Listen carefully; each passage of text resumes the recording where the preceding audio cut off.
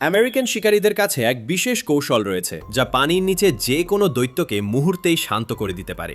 ফ্লোরিডার বিশাল জলাভূমিতে ৩ শিকারী বের হয়েছেন এক বিপজ্জনক অভিযানে। তাদের লক্ষ্য সাধারণ কোনো মাছ নয়, বরং জলাভূমির মাংস খেকো হিংস্র কুমির।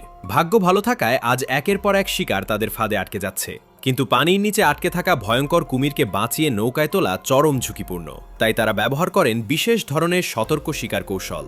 একজন শক্ত হাতে সুতো টেনে ধরে আর অন্যজন নিখুঁত নিশানায় আক্রমণ চালিয়ে শান্ত করে দেয় এই ভয়ঙ্কর শিকারীকে। মাত্র একটি শিকারেই তাদের পকেটে চলে আসে শত শত ডলার। এখানে শিকার করার সময় কোনটা বড় মাছ তা ভাবার সুযোগ নেই, বরং বড়শিতে কি আটকেছে সেটাই সবচেয়ে বড় বিষয়। কিছুক্ষণ পর টান টান সুতো টেনে তারা ভেবেছিল আরেকটি বড় কুমির হয়তো উঠে আসবে, কিন্তু পানির উপরে ভেসে উঠতেই সবাই অবাক হয়ে যায়। এটি কোনো কুমির ছিল না, বরং ধারালো দাঁতওয়ালা এক বিশাল আকৃতির বিরল অ্যালিগেটর গার মাছ।